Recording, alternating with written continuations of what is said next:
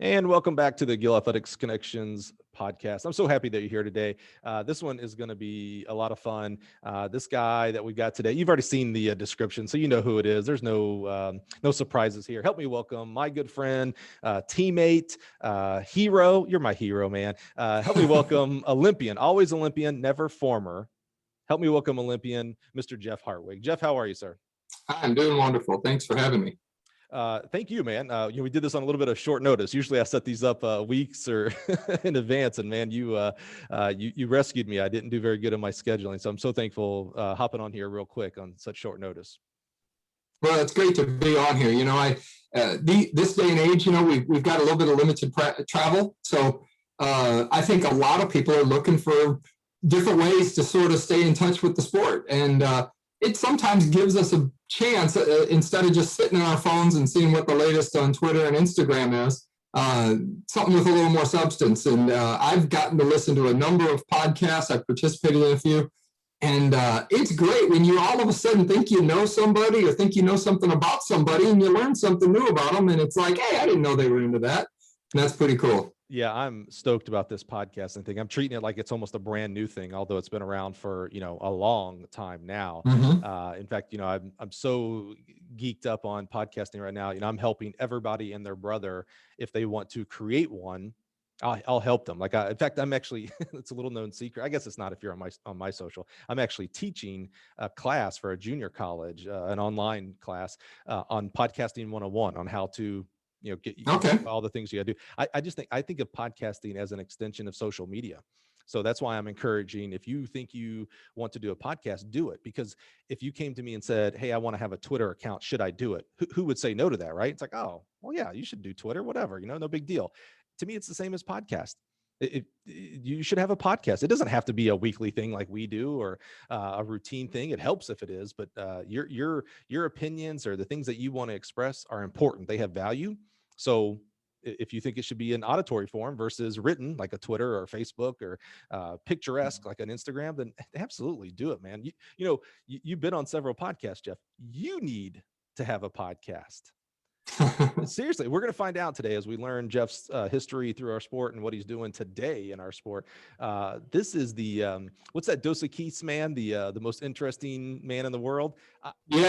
Yeah, Jeff Hartwig, people, is the most interesting man in the pole vaulting world. Trust me. I'm the Hispanic Juan Valdez or something like that. Yeah, I don't even know if we're going to get even into the snakes, which is one of my favorite things. I didn't even think about that as we were pre-interviewing, but I don't even know if we'll get there. But yeah, you're the most interesting man in the world and a great friend. And I'm just so thankful to have you. So let's take a step back and let's learn more about you, Jeff. You talked about, some of these podcasts that we've done, that it's always neat to learn something new about people. So right now we've got people listening that know who Jeff Hartwig is as a friend. They know you cursory as like, oh, Jeff Hartwig was a pole vault Olympian. And there's some people, I'm sorry to hear, I hope this doesn't bust your ego, my friend. There's some people that are like, who's Jeff Hartwig? I don't know Jeff Hartwig. Those people, I want to know who they are, because I'm like, well, are you into track and field? If you don't know Jeff Hartwig, where are you at in the track and field? So let's take a step back and let's find out. We know you're a pole vaulter, because pole vaulting is a lot like Olympian. It's never former. You're always a pole. It's Marines, Olympians, and pole vaulters. You're never former. You're always are. So tell us how you got into pole vaulting. When did that start for you, and how did it first go for you?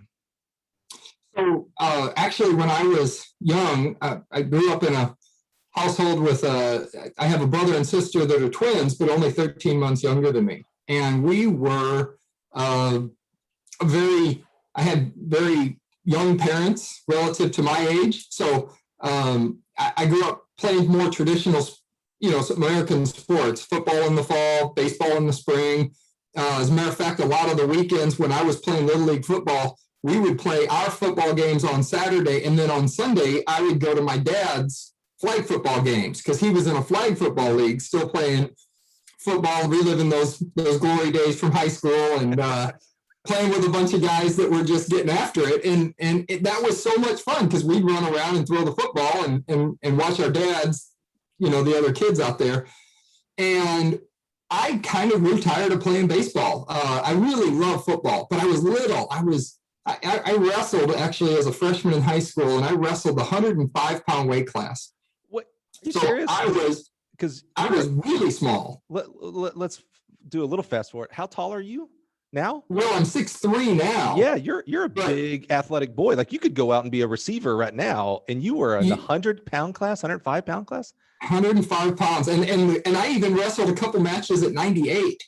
And this is so I remember certain statistics. There's the great Malcolm Gladwell book that talks about like significant things and different factors that influence you in your life that you don't realize are influencing you until years later. And so for me, big significant things, he talks about a lot about dates. And my birthday is in September. So I was literally the second youngest in my graduating class. I was still 17 years old when I entered college. And so not only was I young for my age in school, but I was also, I matured very late.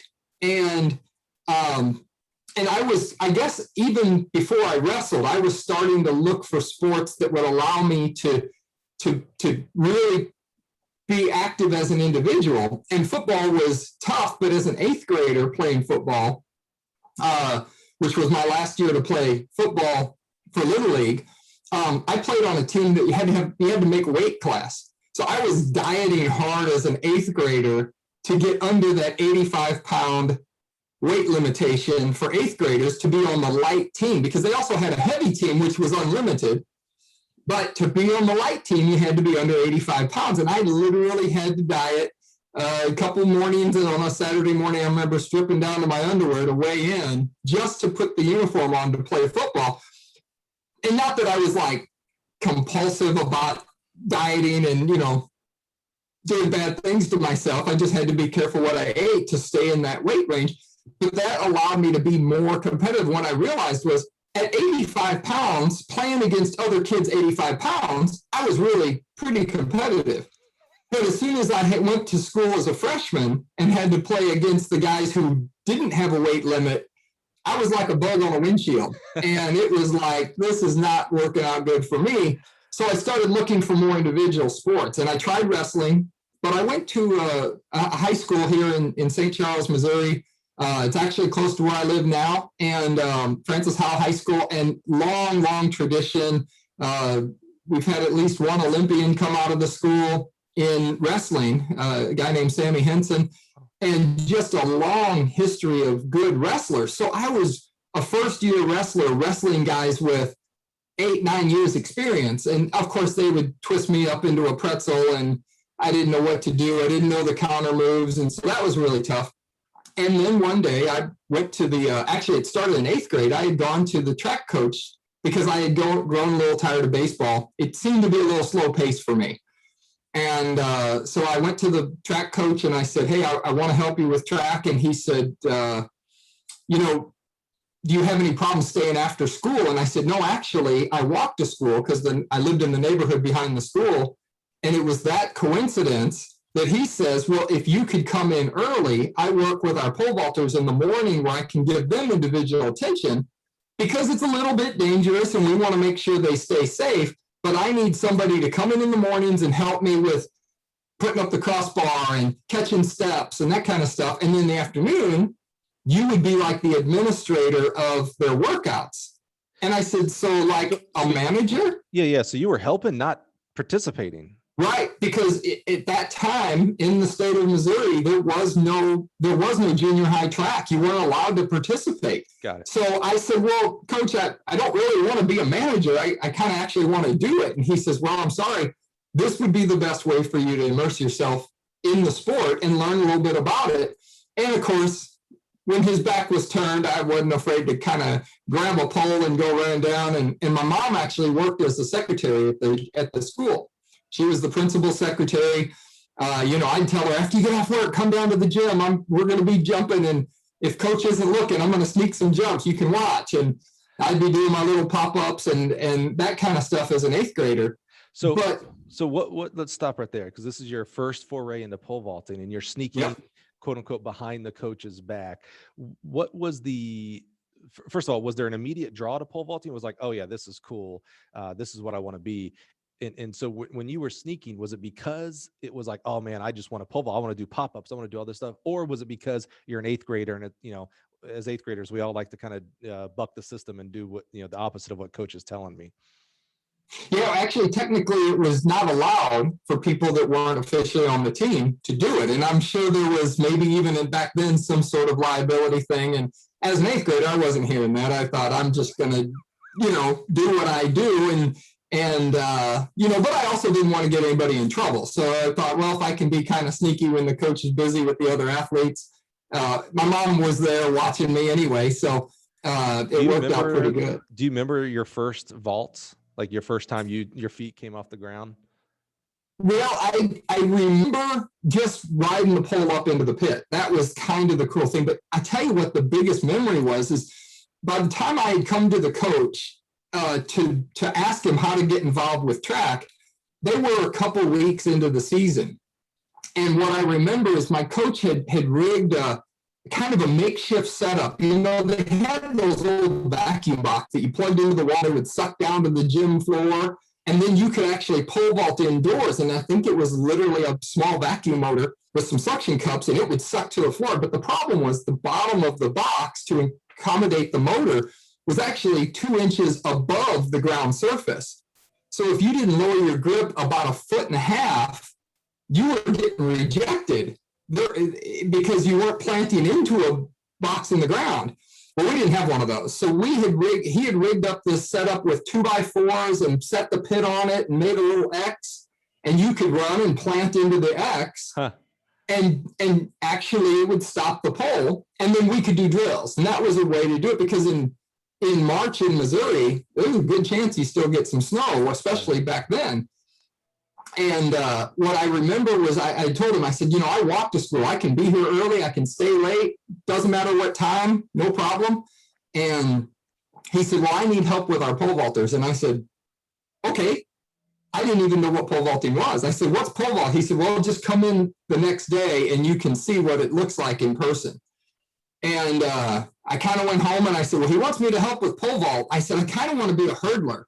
And you probably appreciate that, right? I was about to say, that was going to be my plug of, because hurdlers are the best. That's right. Hurdlers are the second best. I agree. So much sense now.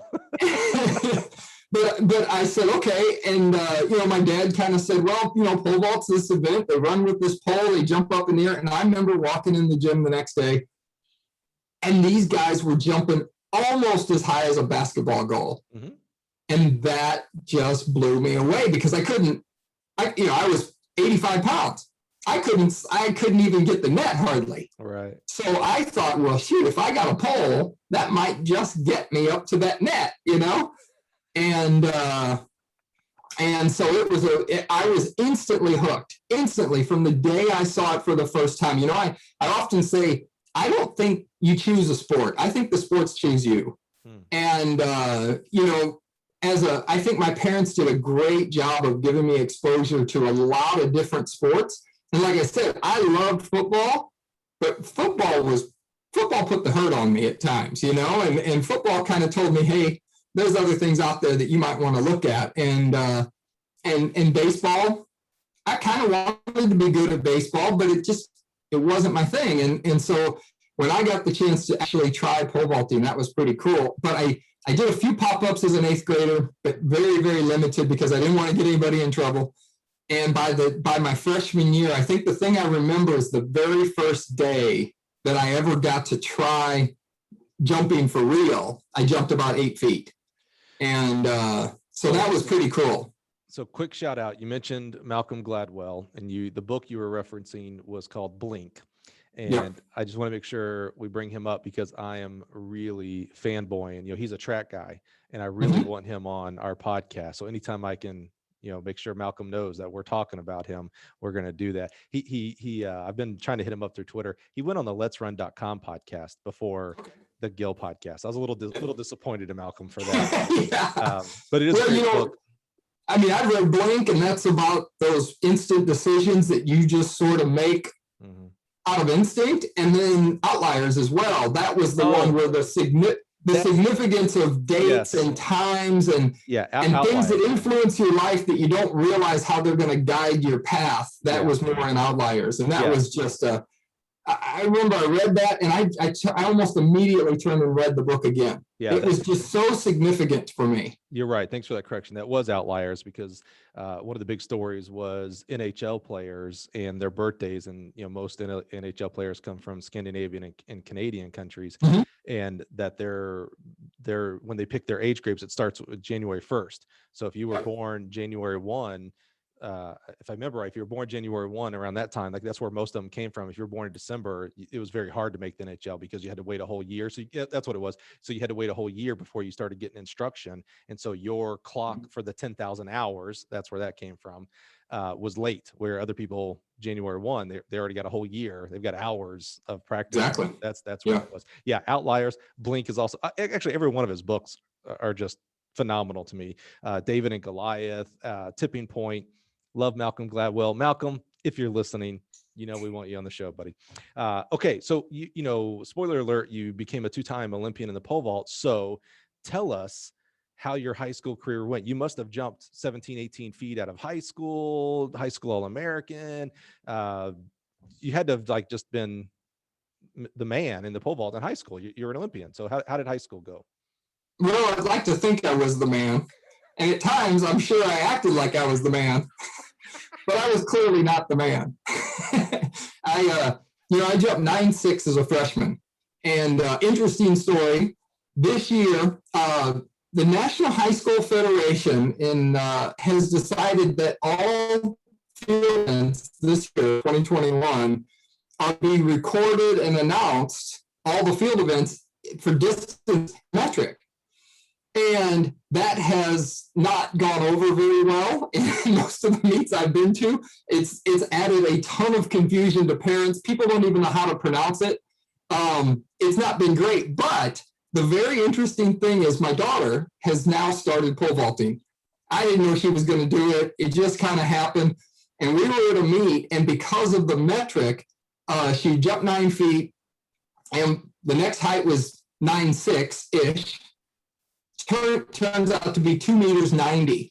And when you convert 2 meters 90, it's like 9.6 and 3/16. So I told her right before the jump, this is her sophomore year, but it's actually her first year pole vaulting. Mm-hmm. She didn't get to do it at all last year, and she's a very accomplished dancer, has been a gymnast since she was about 3, and really just doesn't have time. So she's never pole vaulted until this year. And all of a sudden, she jumps, and I said, you realize if you make the next bar, I said, according to my converter on my phone, you will be 3/16 of an inch better than I was my first year pole vaulting.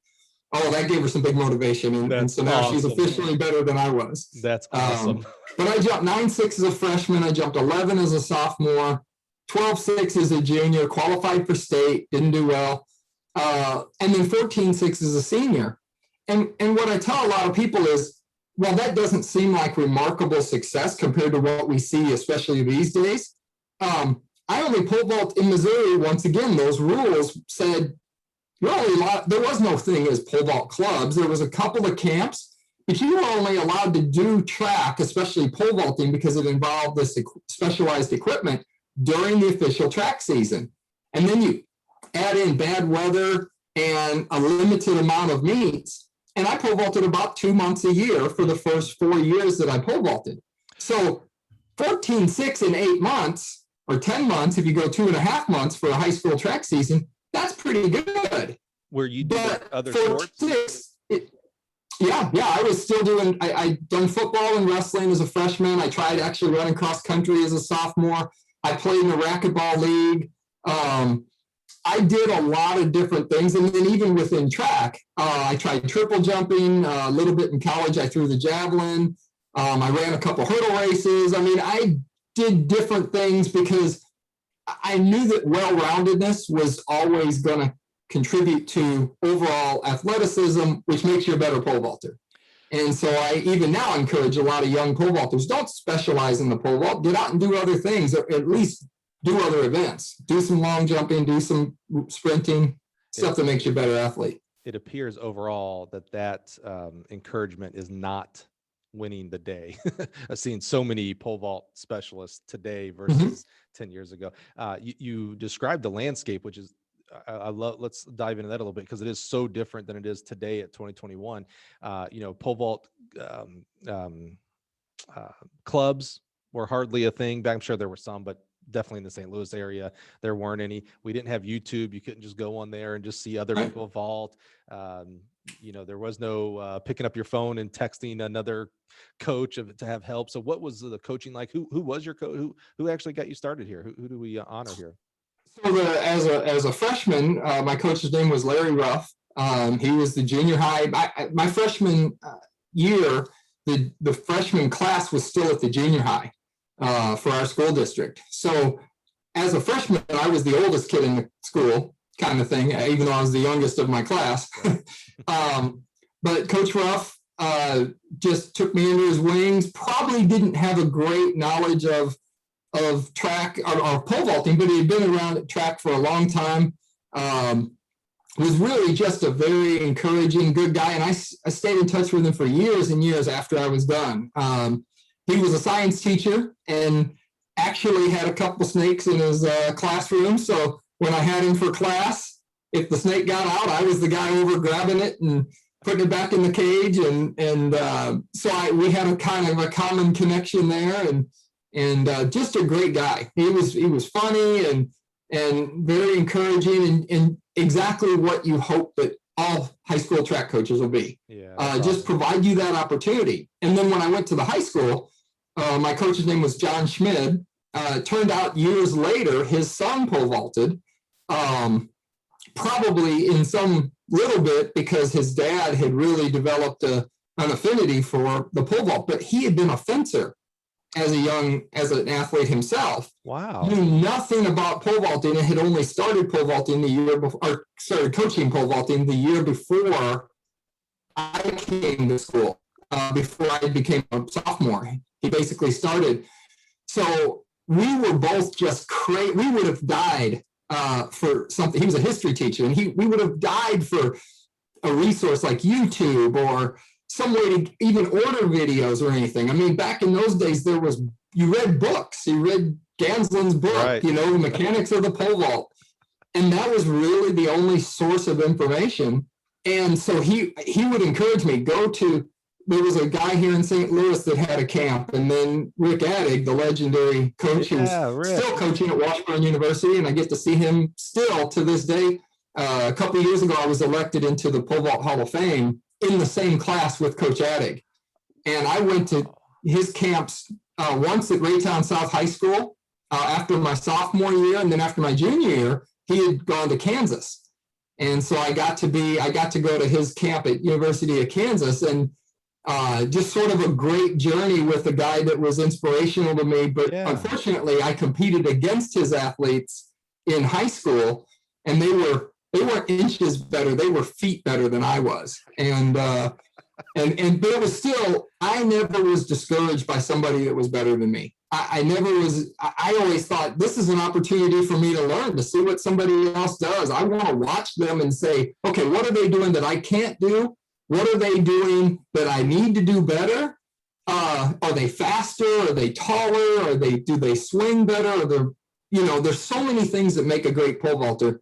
And so the opportunity to learn was something that those early coaches taught me, was just be a sponge, absorb that. And that's when you're going to really make improvements. What a great mindset there. I'm willing to bet, not knowing where, our conversation is going to continue here today, but I'm willing to bet that's going to be a theme of your development as we get to today. Because, you talked about, you see other people that were better than you and it didn't discourage you. And we see that a lot, right? We see athletes that are like, man, I'm just not X, I'm not Y, I'm not doing this. And instead of that weighing you down and making you quit or making you discouraged or making you move to another sport, etc., you took that as an opportunity of like, oh, okay, well, if they can do it, well, what do I need to learn from them so I can possibly do it? I mean, you're still at a point where it's, I'm imagining you're not in your head thinking like, oh, I could be an Olympian at this point. You're still just like, hey, can I just get better? Can I just hit the next bar? Yep. I just wanted to get a little better. And I can't recall one time ever leaving a track meet before the pole vault ended. And I know even today at the high school level, so many athletes, even athletes I coach, and I'll say, hey, we're going to a meet. There's going to be this vaulter there. They're really good. Pay attention. Watch what they do. And at times they say, oh, I'm done, coach. Can I leave? And I'm like, okay, sure. But that was not me. I was always wanting to try to stay and watch and see what those other vaulters were doing and try to figure that out, because I thought I don't have the resources that we have today. But I also want to get better. Yeah, that's interesting, because it's a tough balance, right? We talk about the no ribbons for every place type of attitude. Although we've had amazing stories of people who got 8th place ribbons, and that was so positive to them that they kept into the sport and became Olympians. Like I believe Willie Banks had that story of, like, he got this 8th place, 10th place ribbon, and he was like, oh my goodness, like, people recognize me for something. And we know what Willie Banks ended up being. If you haven't listened to that episode, you got to go back. That was just amazing. Spoiler alert, OJ Simpson makes an appearance in the Willie Banks episode, which blew me away. Willie's a class guy. Great guy, like class guy. Absolutely. Love him to death. What a great person to have in our sport. So you have this balance of, like, treating everybody like a champion, or only over indexing to, like, unless you are a champion, we don't hype you up. You know what I'm saying? So if you're the 10th place person, you're like, well, I'm not important. The first place person is, so I don't need to, I can just leave. This is their show now. So it's kind of that balance. Like you want to encourage people, even, if you're an 8-foot, 9-foot pole vaulter, we should still be encouraging that person. They may not become, it's about redefining what winning is. And to me, winning is not always first place. That is a form of winning, but you getting better as a person and better as an athlete, that is also winning. Yeah. Well, in talking with other coaches, sometimes I'll say to coaches, and I've found that to be true for me, your greatest coaches' accomplishments are not necessarily the athletes who have achieved the highest level. It's the athlete that you assisted in getting something out of themselves that they never would have gotten before. And what I remember some old training partners that I had back in the day. And we talked a lot about what is it like. And part of what makes the Olympics so special is only a few people get to do it. Right.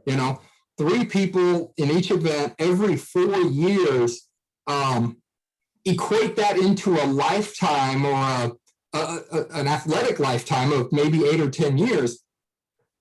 And then factor that into the total population of people who do what you do. And it's impossible. It is impossible to make the Olympic team. Yeah. And yet 3 people get to do it, and everybody else doesn't. And we've got so many great pole vaulters in this country who never made an Olympic team. Right. Never made an Olympic team. And yet I think that we've got several that have made multiple. And that's an accomplishment in itself. Oh, yeah. But what I tell people is, the beauty of individual sports, especially things like pole vaulting, is there's always a way to get better, even if it's just by an inch. And the ultimate test is how high can you jump? What can you do to get the absolute maximum out of yourself? And that was really my goal all along. Even through college at Arkansas State, I jumped 17.8, but I knew I could jump 18 feet. I knew 18 feet wasn't going to get me on the Olympic team, but that became a really hard target for me to continue in the sport. And then once I jumped 18 feet, I said, well, I'm only a couple inches away from qualifying for the Olympic trials. So now that became the next step in my, goal setting, was keep those goals practical, but then also as you achieve them, you reevaluate and you move forward. And so it wasn't until, I can't honestly say that qualifying for the Olympic trials in 1992 and even making the final in that trials gave me any real glimmer of notion that I was going to end up having a real chance to make the Olympic team. But I always knew I could get an inch better. Well, I always knew there was something I could do to jump a little bit higher. And if you just keep jumping a little bit higher, eventually you get pretty good. What great advice right there. Exactly. If you ever want to know how to coach the pole vault, there it is. Just if you There it is. Yep. keep jumping an inch better, eventually it's going to be pretty high. Well, let's take a step back. You moved us into the Olympics already. You gave us a kind of an interesting thing there. You said you jumped 17.8 at Arkansas State, but you told us you jumped was it 14 or 14.6? 14.6. So how do you go? I mean, that's a big leap. There's plenty of 16 footers out of high school that don't jump 17.8 as a collegian. How did we go from a 14.6 to 17.8? What was your journey? Because I know you didn't go to Arkansas State right out of high school. So what was the impetus to keep going? Where did you go, and how did you get to Arkansas State and jump 17.8? So that's when my perception of how good I was got a little reality check, because I won almost every meet my senior year in high school. Okay. I was third in my state meet, but I lost the first meet of my senior year, and then I won every meet up till the state meet where I got third. And I was absolutely shocked when my phone wasn't ringing off the hook with scholarship offers, because I thought, how could this possibly be? I'm really good. And actually, remember, what it was this is pre-internet and social media, so you probably didn't know how good other people were around the country. Had no idea how good anybody else was. Yeah, you really only know what you're doing, right? And then I did hear about like a Brandon Richards, who happens to be the coach at Baylor nowadays. Right. He had a legendary pole vault family, but Brandon is my age, and he did jump 18.2, which was the national high school record my senior year in high school. And I had heard about him, but he lives in Texas, and it's it might as well be halfway around the planet. And that's legendary. It's not like he was a 16 footer. Like, oh wow, there's other 16 footers. Like he did, superhero style. You're like, oh okay, well that's an outlier. Like, okay, I'm not worried about him, but I should still be getting offers. And I saw the guys that Rick Added coached at Raytown South. I mean, that was the guy who won my state meet my senior year. Was he had jumped 17 feet in our sectional meet the week before state, and he only jumped about 16.3 to win the state meet. And I was third, and I jumped 14.3, I believe.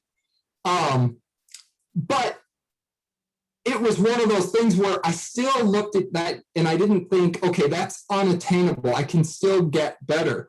But one of those outlier type decisions was when that phone didn't ring off the hook, I thought, I really felt this sense of, I don't want to just walk on to any program that'll have me.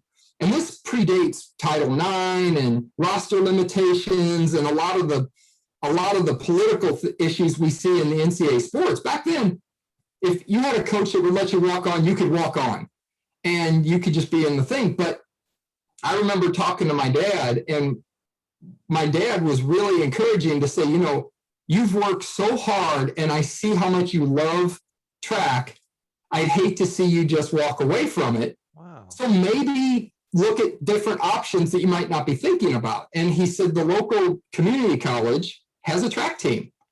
And that turned out to probably be the single most important or best decision I ever made in track, was because I met with the coach at the local community college, Florissant Valley Community College, right, north side of St. Louis.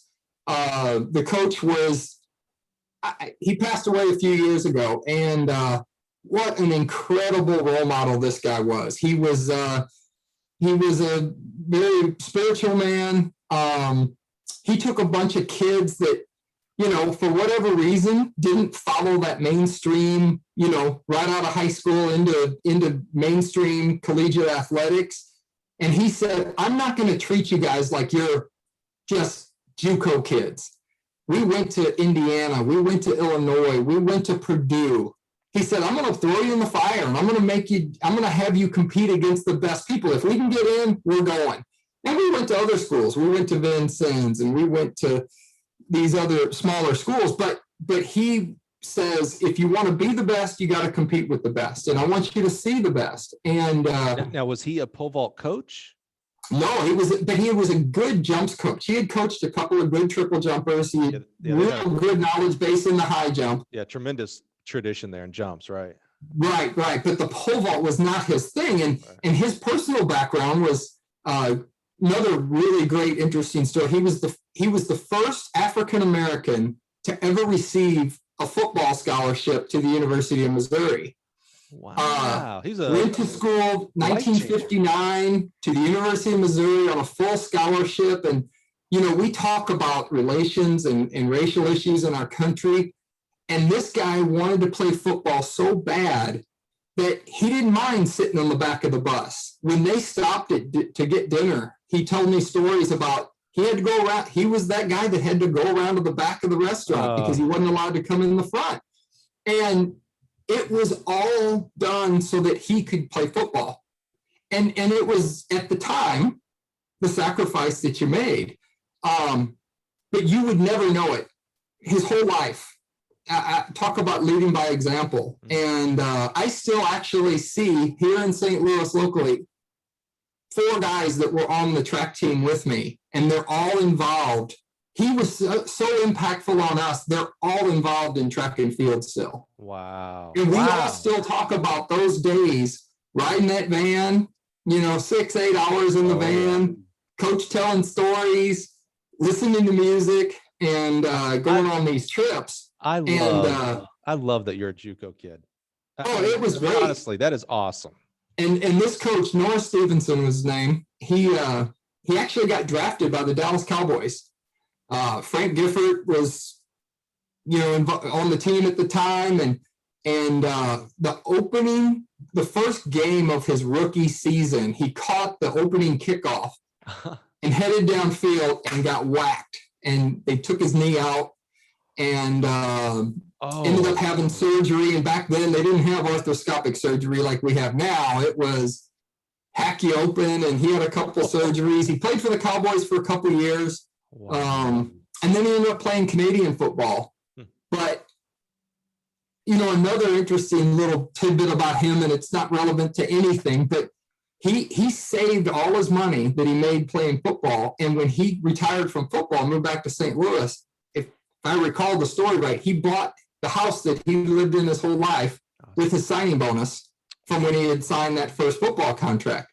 So he really took his passion for the sport and parlayed that into a household to live in, a life of accomplishment in that. And then he spent the rest of his life coaching JUCO track and just helping kids get better at what they were doing. And a lot of times it was kids that didn't have that. They weren't the heir apparents. They weren't the Mondo Duplanises that were just the foregone conclusion that they're going to be great. He was like, look, these kids just want to get better. And it was great. It was really a great experience. What a life of impact right there. I mean, not unbelievable. Not only in our great sport, but culturally, football. Mm-hmm. I mean, it just screams to me selfless. Like, I mean, just amazing. And the positive impact he must have made. Obviously, he made on you and some of your teammates. I can only imagine his family lifted up because of the things that he did. Wow, that's amazing. What a testament to the positive impact that a coach can make. And this guy was doing it before he was even a coach.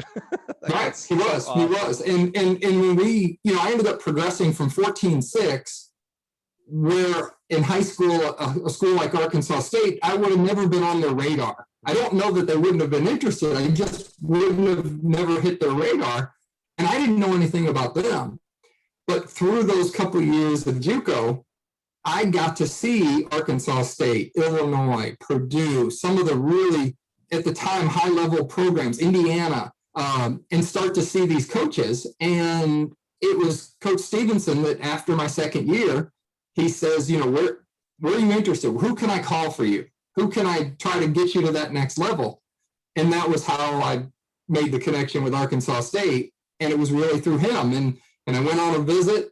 And as a 16-footer now, they were more interested because now I was impactful in the conference, which is always important for collegiate programs. And not real close, but not so far away from maybe being a national qualifier and having a chance. So I went to Arkansas State. I actually, because of the development path, I kind of, and how I knew I was going to be as far as school was going, I was more on the 5-year program anyway, so that I could focus on athletics, take a less coursework in the spring. And so I redshirted my first year. I jumped 17.6 as a junior, and then 17.8 as a senior. but my averages. And those were the things that at that point I had met Earl Bell. And we started talking about things like, I had jumped 17.6 as a junior, but I was more of a 16.8, 16.10 kind of guy that happened to jump 17.6. And then all of a sudden, my senior year, I'm very consistent between 17 and 17.4 and jumping 17.8, still not on the highest level, but once again, making progress. And you know, an somewhat interesting statistic that a lot of people don't know is from the first year I pole vaulted all the way until 10 years out of college, I PR'd every single year. So that's the testament to that. And some years it was by 1 centimeter. And other years it was by 2 feet. Wow. I wish I would have had more of the 2 foot years than the 1 centimeter years, but you know, take what you can get. It reminds me of that graph that you see. It's like, you know, what we think success is going to be. And it's that guy riding a bike straight up. And then it's like what reality, isn't it? You know, it's the hills and the valleys. Yeah. Sometimes it's 1 centimeter, sometimes it's 2 feet. And, you know, sadly, as athletes, eventually it becomes none. We stop PRing. We never know when that last PR comes until maybe years later, but oh my gosh. So was Earl Bell, and we obviously have to talk about Earl Bell with your story because of the impact he made as a coach to you and maybe even as a person, knowing Earl Bell well enough. Was Earl the coach at Arkansas State, or was he just there in Jonesboro? Because I know he's an Arkansas State alum. So was he the coach there, or did you meet him because of his pole vaulting, the Bell athletics? Yeah, actually, Guy Kochel, who was Earl's coach, is who recruited me, and he passed away last year. And once again, another very spiritual, very just a great guy. As much of a good person as a leader, as a coach, as he was a knowledgeable coach. But it wasn't until I got to Arkansas State that I was finally in a situation where I was surrounded by people that had an extremely high knowledge base and an exceptional passion for pole vaulting in particular. And as I said, I was that guy that was always sitting around watching the other kids jump and trying to figure out stuff and going to camps and taking notes and trying to take that and translate it back to my coaches. And so when I got to go to Arkansas State, I said, hey, there's this guy, Earl Bell. He's already got an Olympic medal, 1984 bronze. He had been to the Olympics in 76. Probably would have been on the team again in 80 had we gone to the Olympics, even though we had the trials and he didn't make the team, but we knew we weren't going. It was sort of a, just a moment to have the trials. And then, but we knew that Earl was a favorite. He was ranked 3rd in the world, I think, at the time. And I said, hey, I'm going to be a sponge. I'm going to leech myself to this guy and just try to do everything I can to surround myself with him. So I just basically said, whatever you need the steps, video, you need me to put the bar up. I would go to practice early. I would stay late. It didn't matter. Anything to be around Earl and to try to help him. And I think that was something that he recognized the passion that I had. And as a result, he started putting a little bit of time. So I'd show up early. I'd get done with class. I'd go out to practice early, watch him do a whole workout, and then he'd hang out and he would help coach us a little bit. So it was a little bit of symbiotic relationship. We were all helping each other. And some nights, if he was practicing a little bit later, I'd stay late, even if it meant the cafeteria was closing. Didn't matter. I was going to help Earl to do what I could. And then once again, another outlier, another Malcolm Gladwell moment was about the year that I graduated from college. Earl was moving into sort of those last years and wanted a chance to have one more run at the Olympics. But access to the training set up at Arkansas State was becoming more limited. And I was also looking for things to do. And the idea of this pole vault training center in the middle of a soybean field was born.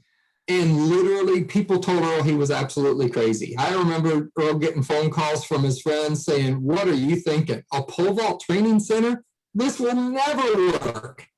Nobody's ever going to travel to Jonesboro, Arkansas, or anywhere else in the world to pole vault. And Earl said, you know what? If it turns out to be just my own little personal playground, so be it. And now look where we've come, hundreds and hundreds of pole vault clubs all around the country.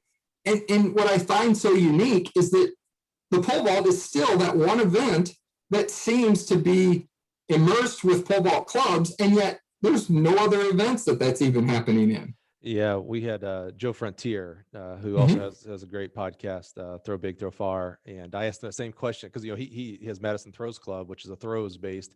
And there's a few, right? There's Throw One Deep down in Atlanta. Sure. I'm missing a couple, but you're right. It's hard to come up. I couldn't name 3 throws clubs, but I could name you 20, and I'm not even a pole vaulter off the top of my head. Pole vault clubs. Yeah. It is a super unique event, part of our sport. Yeah, but even the other jumps, high jump, long jump, triple jump. Right. We just don't see those as freestanding clubs like you do the pole vault. Right. So the question was going to be, you jumped 17.6, 17.8 out of college. What was the impetus to keep training on the next level, the elite level, the post-collegiate level? But it sounds like maybe it wouldn't have happened if Earl wasn't involved. Like maybe you would have gone on and did a career, but instead you're like, oh, okay, well, I'm gonna help Earl, and that way I can still keep jumping as well. Is that right? So interesting. This is where it's kind of a funny correlation. So my father had always been extremely encouraging. He wasn't an overbearing, crazy parent on the sidelines yelling and screaming and all that kind of stuff, but it was always very encouraging. About the worst thing we could do is to ask for a video game or try to go home after school and sit in front of the TV. It was like, no, get out of the house, go do something. If your homework's done, go do something. Or if you're doing homework, that's okay too. But wanted us to stay active. So he saw the value in sports, to have structure, but also physical development and discipline and those type of things. All the things that we talk about sports as being positive influences in our lives. And all of a sudden, I had gone through a relatively successful high school career. I had gone through a relatively successful college career and had enough success. And all of a sudden, I said, I kind of want to keep pole vaulting. And my dad said, whoa, pump the brakes. It might be time for this journey to come to an end. Wait, the guy who was playing flag football was finally like, hold on now. Right, exactly. Reality has to come in here somewhere. Well, and that's exactly what it was. It was a reality check. He says, you're not very good. And I said, yeah. Love you, Dad. I said, but I keep getting better. And I tell you, the funny correlation was years later, after I had made the decision to keep doing it, the USATF annual meeting was in Anaheim, California. And Bruce Jenner gave the keynote address to the people, and he talked about his journey to become the world's greatest athlete, the original Wheaties box guy. And what he said was, there was a point in his life where he was with his coach, and his coach says, what are you doing this for? What do you want out of this journey in the decathlon? And he said, I want to be the best in the world. And his coach said, think about that for a second. Are you willing to make that statement public? Are you willing to put yourself out there and expose yourself for possibly not being able to live up to that? Because that's a big statement. And that's exactly where I was at that point when I was graduating from college. I got my degree. I got a degree in marketing, and my dad worked in business. And he says, when I hire somebody to work at my company, he says, I get stacks and stacks of resumes. And he said, I divide them out of, 4-year degrees with experience and 2-year degrees with experience and experience. And he said, I don't even have a stack for people that spent 4 or 5 years trying to be an Olympian. And he said, so think about what you're taking on here, because it's a big risk. You're not very good. How do you explain to a potential employer, maybe 4 or 5 years down the road, that you've been trying to be an Olympian? And they say, well, what do you mean trying to be an Olympian? How can you do that? And what it was it really made me take to heart that I had to be more accountable to myself. I had to be more accountable at a higher level to stand behind my convictions and put myself out there and say, okay, I might fail. And I remember talking to my dad that day and specifically saying, you know, Dad, if I can't work for somebody that can appreciate the effort and the tenacity and the determination that it takes to just pursue the Olympic dream, that's probably not somebody I want to work for anyway. Yeah. So it might be a blessing in disguise. Yeah. And, but it really made me take things to heart, and it really changed because I went from the college track guy, you know, living with my roommates were pole vaulters and, you know, we were still living life, to, hey, I got to be more accountable to myself. I need to be a little more disciplined than I have been. I need to really, I was getting better, but I really needed to take that next step forward in that journey. And that really made a difference for me. You know, I said that I bet this was going to be a theme, you know, taking somebody being better than you or something in that regards and internalizing it like, oh, okay, well, I can do this. I can get better. You know, your dad's saying that, and he had all great intentions, of course. Yeah, absolutely. You could have taken that as like, you know, Dad doesn't really think, you know, Dad says I'm not very good. Maybe I should go over here. Instead, you're like, what's it called when steel hardens? Tempered. Yeah, it tempers you a little bit. Yeah, it made you more dense and stronger in your faith in yourself, and also maybe the most important part is it made you have to make that decision for yourself, not just like willy nilly. You could have maybe even still gone on without that conversation and become a pole vaulter, but maybe not have become an Olympian at that point. Like, it'd been like, oh yeah, I tried. Okay, well, it didn't work. I'll go do something else now in marketing or whatnot. Yeah, and I see that lackadaisical attitude in a lot of young athletes these days. They think, well, I've been getting better. I don't see why it won't just keep happening. Right. And those type of athletes can still get better, but the chances of them, as you described, making an Olympic team, there's only 3 people every 4 years in this specific event. The chances of them hitting that are probably decreased versus the call it all in. I'm going to give it everything. I still may fail, but it ain't going to because I did. It is not going to be because I didn't give it everything to hit that goal. So and it was really Earl was very encouraging. Earl said, if you, I don't know what you want to do with your life, but he said, you keep getting better. He said, I feel like you're still almost like a beginner, but you jump almost 18 feet. He said, and he was, so while my father was kind of the reality check, Earl was the counterbalance that said, you can do this. Yeah, he's the free spirit dreamer. You may not be your dad's right. You may not be that good now, but you can do this and you can keep getting better. And so kind of the balance of those two influences, which were so important in my life, obviously, it was kind of exactly the right impetus to kind of make me more accountable, but also the encouragement that every athlete needs that you can keep getting better. And I think so many times you see athletes that just say, I'm just going to show up. And as long as I show up, it's going to keep happening. And it doesn't. It eventually you have to take it on yourself.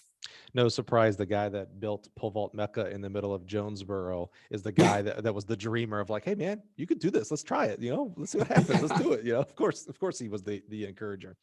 So let's go to the trials in 92. You made the finals. You still weren't even sure that you could make the team at that point. You're just maybe happy to make the finals. That's a big deal for, knowing your background. So talk to us about making the team. What place were you? How did it feel when you cleared? Most pole vaulters have that bar that makes the team. How did that feel? Walk us through that. Yeah, so it was actually 96. 92, I made the final. And I said after the 92 trials, I was the 4th happiest guy walking off the field. Obviously, the 3 guys who made the team were happier than me, but I had achieved a goal that seemed unattainable just a couple of years prior and had made the final at the Olympic trials. And at that point, I think I had proven to my dad that I could do the things that I stood behind my convictions. And I had also proved Earl that I'd be willing to do the work to keep getting better. And yet Earl was the guy saying, this was a great year, but he goes, 4 years from now, that's going to be your year. So you're not going to be too old.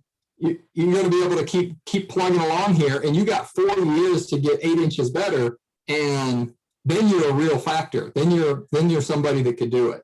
I love that he said in 4 years, you won't be too old, because that's going to play into the story here in a little bit. Love that. Right. He said that. Yeah, sort of ironic there too. Yeah. So you made the finals in 92. What place did you end up getting? 11th. Okay. So you got 11th. But you said you're the 4th happiest guy there. Obviously, first, second, and third, because they're on the team. Actually, I think I was 13th. 13th at the trials. I was pretty far down. So you just made finals. I just barely made the final. I was one of the last guys in, but making the final was the target. That was the goal. And that's one of those ingredients that even more built into, like, oh yeah, I can do this. And of course, Earl the dreamer, and I mean that in all positive aspects. There's like, hey man, yeah, you got 4 years, 8 inches, man. We got this. So you go to 96, and now we're in Atlanta for the trial, right? How were you? Where were you ranked going in? And now tell us about that trials experience and making the team. Yeah, so going into the trials, I jumped 573, about 1810, which was a little PR over the year before. Had one of the highest jumps in the country going into the trials, but there were the likes of Scott Huffman, Pat Manson, Dean Starkey, Greg Duplantis, Corey Tarpening, wow, all jumping on a high level. And Lawrence Johnson was the new young buck right out of Tennessee. Yep. And then there was always that dark horse. There was another good group of guys that were in the mix. And we knew that the Olympic trials was going to be probably like it was. 92, that was the other thing, is in 92 was the first time that 18.8 with no misses didn't make the Olympic team. Dean Starkey jumped 18.8 with no misses. And when he made that bar, it was like, I did it. And then it was the first meet that 3 Americans jumped 19 feet in the same meet. Wow. And the 3 guys who made the team that all did 19 feet. And so my expectation was going into the trial, I can't take anything for granted. I've got to just stay the course. And qualifying went really good. I think I took 3 jumps in the qualifying that day, maybe 4 total, including warm-ups. And so I felt fresh. I felt good. Opened around 18 feet. I make that, and the bar goes to 18.4. And I think I missed once, maybe a little blow through, go up a pole, make the bar. Bar goes to 18.8. And I think somebody must have made it right before me. And then I have a miss. And once again, I say, lucky for me, one of those outlier moments, 2 other guys, Scott Huffman and Lawrence Johnson, and I guess whoever, maybe Corey Tarpening, whoever was 4th, made first attempts at 18.8. And Earl was on the sidelines there as my coach. And Earl came over, and I remember after I saw the 3rd guy make 18.8, I was in 7th place. And I can't make the team by making a second attempt at 18.8. So I walk over to Earl and I said, Earl, I think I'm going to pass. I said, I still got 2 jumps. I need to do a better. I said, I got height. I got the height. I just need to do a better jump. And he said, all right, now you realize you only get 2 jumps. And I kind of looked at him like, yeah, I know the rules. but I think that was just that little bit of you got this, but, just making sure your head's where it should be. Being aware of the situation. Being aware. And it was a deal where I talk about that a lot when I speak at coaches clinics now, that, you've got to kind of go with your athlete's gut, and so many times if I see an athlete take a jump at a meet, and I always say that in pole vaulting, a lot of times it's a 50-50 call as a coach. And if it works, you're a genius. And if it doesn't work, you're an idiot. But it's the same call. And it's the passing game. If it works, brilliant move, great strategy. And if it doesn't work, why the heck did you pass? That was so stupid. And so I went over to Earl and he says, you only get 2. And I said, I got it. I only need 1. I remember saying, I only need 1. And I walked back out to the field. And the next jump I ran down, 18:10. It was a PR and moved me from 7th to 2nd. Wow. But there were still 6 or 7 guys also playing the passing game that were still alive in the meet, and all of them were very capable. So I had to stay sharp. A couple guys passed, a couple guys went out. We go to 19 feet, and it doesn't even occur to me, God, this is 19 feet. I've never jumped 19 feet before. This is a new foot barrier. It's like all these things kind of that could come into your head. And I remember thinking, keep your trail leg moving, because I had a tendency to tuck and shoot. And I just remember in my head just going, keep your trail leg moving, keep your trail leg moving. And that was my mental cue. And that came straight from Earl. Earl had always taught me, keep those specific cues that make you execute the good jump in your head. And Tim Mack has a similar story of standing on the back of the runway in Athens, and he's behind Toby Stevenson in the jump count, and the bar is higher than he's ever jumped at the Olympic record. And somebody says, Tim, what were you thinking? He said, I just kept thinking, hit my hands.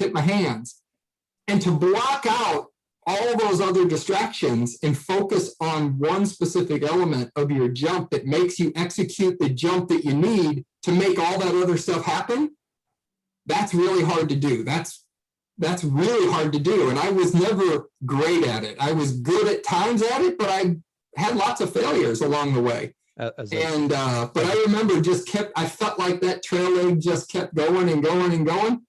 And next thing you know, I jump over 19 feet. And I did it on a second attempt, but I did it ahead of all the other guys. So I was still in second place. And now those guys that were still remaining in the competition had to either make 19 and then pass, or had to jump the next bar. Some of them did pass unnecessarily, because it turned out that another 19-foot jump would have still made the team. But it wasn't until I got off the pit after making 19 feet that I kind of thought, oh my gosh, I might actually make the Olympic team. Because I didn't think it was secure at 18:10. And you had to wait till others miss after you made 19. You still had to wait. It wasn't like you didn't feel confident there. You're like, okay, I still got to sweat the rest of the jump. Yep. So I had to sit and watch those other guys jump. And then I think there was maybe one chance for somebody at 19.2, but they had taken 1 or 2 at 19 and then were getting tired. It wasn't great conditions. And I think it was a desperation pass to sort of get a little bit more time to try to be a little fresher, because at that point, the jumps are coming pretty rapid fire. And yeah, it was just a weird deal. And once again, the most memorable thing about the 96 Olympic trials was that it was maybe the day before Father's Day, was walking from the athlete seating area over to the stands as an Olympian, and seeing my dad standing up. I mean, there's hundreds of people standing up, but seeing my dad and the look on his face, they'll never forget it. And it was like, wow, you actually did it, Pretty cool. I've seen this specifically in like the throwing, jumping, pole vault events, where you can PR and you can still have an attempt, right? You can do it in the 100, of course. You can PR in the prelims and stuff, the finals, but it's a little harder. We don't always have prelims and stuff. But I've seen this multiple times now in all the track meets that I've been to, and maybe you have as well, where when an athlete PRs in the pole vault, because it's such an emotional rush, it's hard to make that next bar. Double PRing is super hard. I mean, like they don't get celebrated enough when they do happen, when you double PR.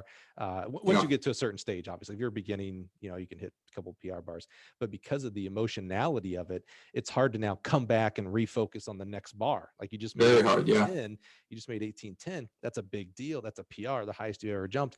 And then you had to come back and reset for that 19-footer. And when you were describing that cue of, my trail leg, outside observer, having seen Earl Bell coach several times now in Olympic trials and such, immediately before you even said it, I was like, oh, that's the Earl Bell influence right there. I mean, I've seen him, not disclaimer here, not a pole vault coach at all. But I'll watch, I'll usually sit and watch the pole vault. So I'll sit behind the coaches and I'll see, some coaches, won't name any names, that are giving out like literally maybe 1,000 cues after each attempt. I mean, like literally where I'm like, I mean, I don't know a lot about anything but pole vaulting, but I'm like, I'm confused. And then I'll see Earl Bell and he gets up there and he just says like one thing. He's like, all right, bring the heat this time. Or all right, keep, get the hands. Or all right, trail. I mean, just one thing. Yeah. The contrast is extreme. And who has coached maybe more people to Olympic spots than Earl Bell? I mean, sure. The guy's, and there's absolutely nothing wrong with a coach saying, hey, that was a good jump. Let's do that again. And I think at that point you realize, what am I going to change? And the bar is going up 2 inches. And it was like, all right, good jump. Still in the hunt. Let's do that again. I remember Jeremy Scott at the trials, and he makes a big bar, and he looks over to Earl, and Earl said, "All right, good, do it again." Like the bar was going up, and I was like, as a non-vaulter, I'm like, "Do it again." He's got to change something. The bar's going up, and it's like, oh, you got to keep executing. That's right. Yeah. That's right. Just do that again. So you make the Olympic team, this 14-foot high school. Right. You make the stinking Olympic team, the hardest team in the world to make. I mean, what's going through, obviously I can picture this emotional walk over to your dad. I mean, that just has to be maybe one of the most satisfying tight hugs you guys have ever had. Sure. Yeah. At least in the top 5, right? What was what's it like? I mean, you mentioned it earlier, making an Olympic team, like you are 1% of 1% in this world. I mean, you make an Olympic team, no matter what sport or event, etc. But you're 1 of 1%. What was it like? What was the realization? Was there a change at all in you and your mentality at all? Or was it just, okay, let's get ready for the Olympics? Or was it just business as usual? I think obviously there's a lot of different things that go through your head. I mean, there's our system is so ruthless. It's just very cutthroat. It's tough. And yet, you think, gosh, I don't want to just get lucky. I want to prove that I deserve to be here kind of thing. And yet I remember the night after the meet, of course, by the time you go through media and drug testing and all those type of things, you're out, and my parents are obviously waiting for me. And then I get somebody that I get a note from somebody that says, hey, they want to put you on a radio show back in St. Louis, a sports live radio show, and with Craig Virgin. Can you run over to this radio studio and meet with them? And so my dad's driving me around, and I remember turning to my dad and saying, oh my gosh, I said, I just doubled the height that I jumped as a freshman in high school. Oh yeah. I just jumped twice as high as I jumped as a freshman, because I jumped 9.6. Right. And that was something else. It was just like, wow, that's quite a difference. Cool. Yeah. And so that was pretty cool. And getting ready for the games, it was a chance to just really absorb everything. And I always say, like, the Atlanta Olympics, I went down for the opening ceremonies, but track and field was at the end of the Olympic program, and the pole vault was at the very end of the track program. So I actually went down for the opening ceremonies, and then I came back to Jonesboro. And Earl thought this would be the best way to prepare and the least distractions that would possibly overwhelm you, to just come home and be comfortable. So I go out and train every day and go home and watch the Olympics on TV and watch people that I knew. But that was my first national team. And we didn't have social media. I didn't follow anybody. I didn't know half the people on the team with me. In any kind of personal way. I hadn't spent enough time on the circuit to really get to know people. So I can't even say that they were my friends. They were just people that were Americans that made the team, and I was watching them. And of course, I remember Dan O'Brien's redemption to win the gold medal. And I remember Charles Austin, who had slept on my couch while he was in college at Southwest Texas. He'd come up to Arkansas State and crashed with us, winning the gold medal, jumping 7:10 and a half or something like that. And, I remember Michael Johnson's 1932, and I remember Donovan Bailey running 984, and those type of things, Carl Lewis jumping and those kind of things. But those were the moments that I take away after the fact. But during the Olympics, I think the thing that struck me was, first off, was walking into the stadium the morning of the qualifying, because we were warmed up across the street in the Fulton County Stadium, which was like the practice track or right next to it. And I remember thinking, who's going to come out to a track meet at 9 o'clock in the morning?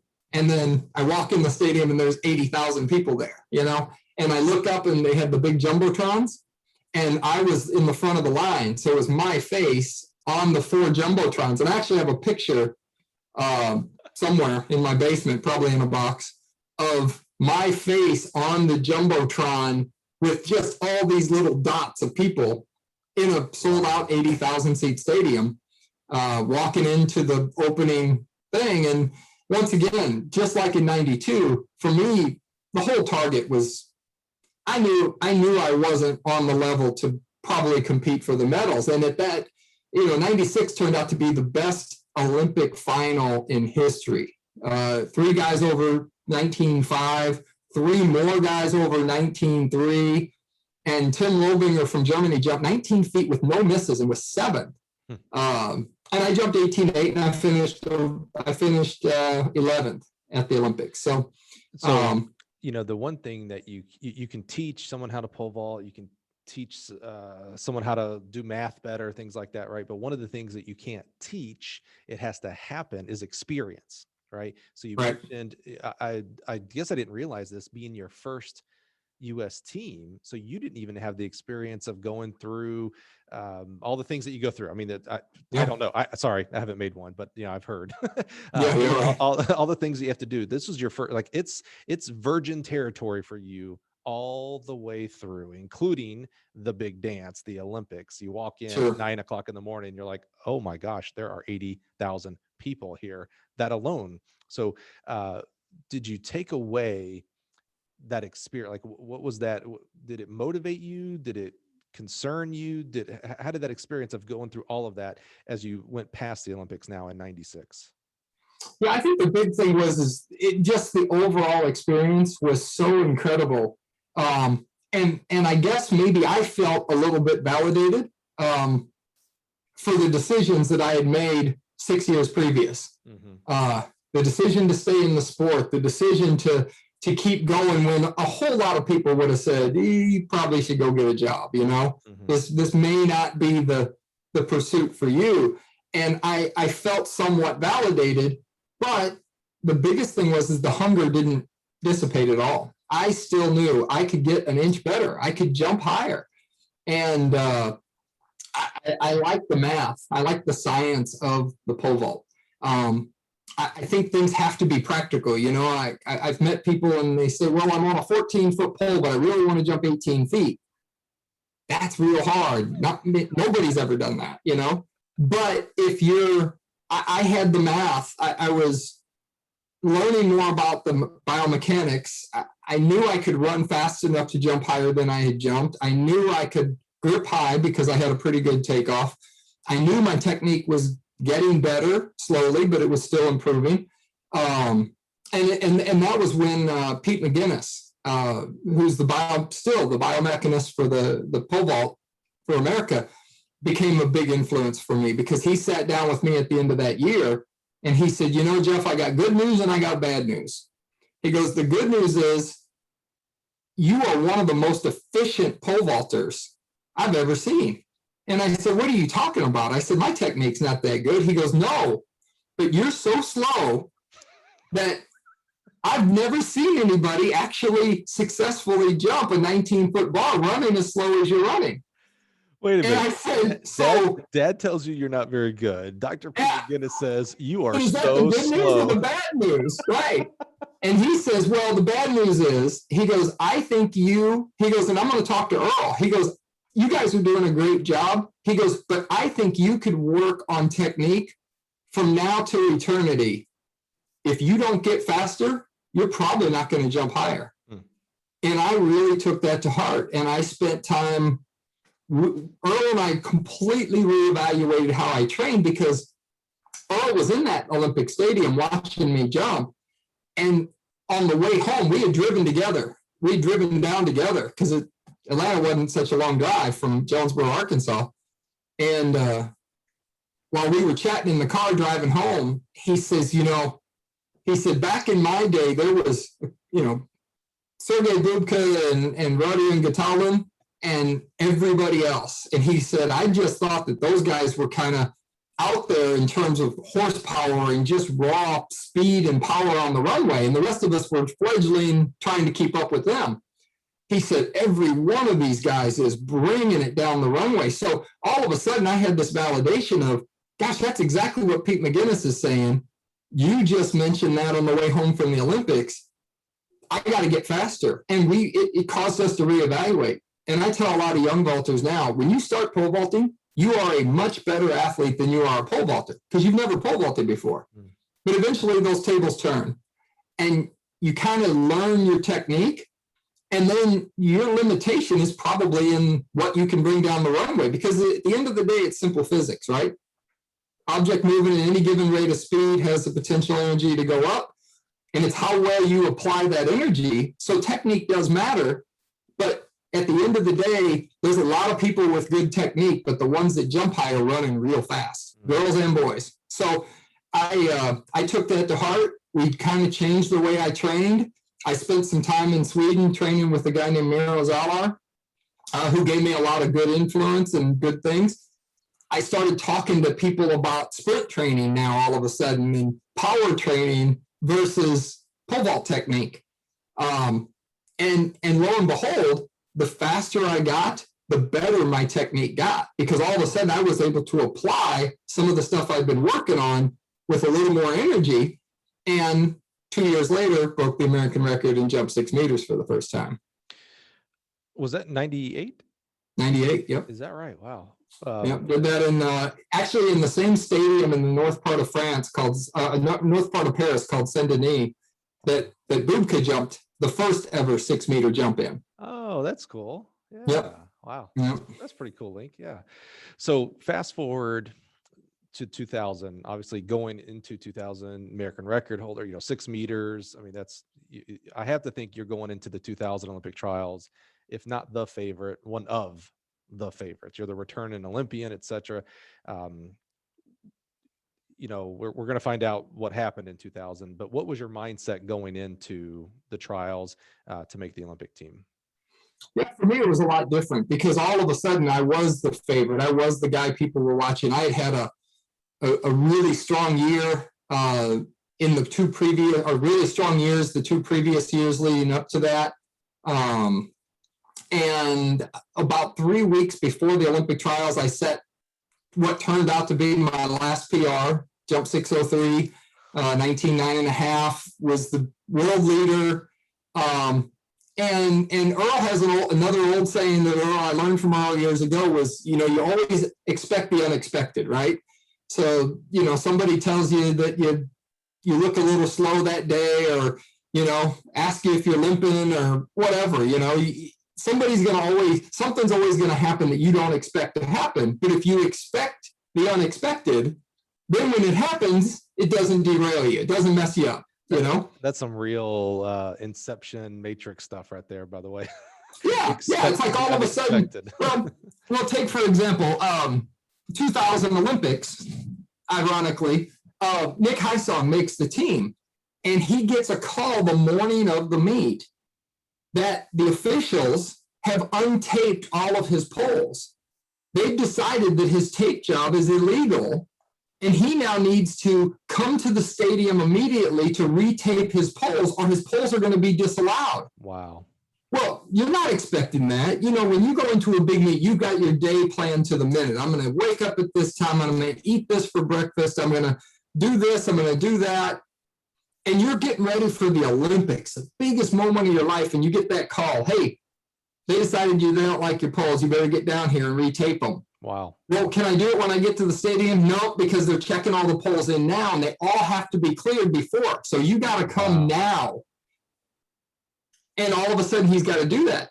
And I talked to Nick a lot about that, because Nick says, I said, what were you thinking? And he said, figured I was going to go down there and retape my poles and still kick everybody's butt, Shout out to Nick, because that would crumple 99% of the people. I mean, it would completely derail most people. And that's something that you hear that type of story and you realize that, well, in 2000, I showed up at the Olympic trials in Sacramento where we had, for the first, I wore contacts at the time, and it was the first time that I'd been in a 100-degree environment with extremely dry air. Mm-hmm. And I had minor problems during the indoor season with dry air in the big arenas where my contacts would dry out while I was running down the runway. And I'm sure I don't blink very much because I'm running as fast as I can, and I got to aim the tip of that pole down into that little box, running 20 miles an hour. So I figured, You make it sound so complicated. Well, yeah, you don't think it should be, but it kind of gets that way sometimes. And but I prepared. I carried multiple different kinds of eye drops, some that were more fluid than others, some that were just wetting drops. And I went into the meet as prepared as I could be, but as I warmed up and started to do warm-up jumps, every trip down the runway, I couldn't get down the runway without my eyes drying out. And I never finished a jump in the qualifying at the Olympic trials. I never turned a jump up. I took off the ground every time because I wasn't going to not plant. It's the Olympic trials, but I was planting blind. I could not see. And because of maybe the way I jumped, I very much, like most people, rely on that visual acuity to time up the takeoff, because that's my strong suit. The takeoff was my strong suit. I can't just hit it and go like some people probably can. And so I ended up no hiding, and all of a sudden I'm crushed. It's where 96 was maybe one of the best days ever. I can't imagine a day that was worse. It was for sure the worst day in my whole athletic career, because I'm thinking, as the world leader and a guy who has jumped 6 meters and in the best shape of my life at that point, I have a legitimate chance to win the Olympics. I still got to do it. And it's going to take something special. And of course, I'm really proud of Nick too. That was a bit of indication for me, because Nick and I are super, super close friends.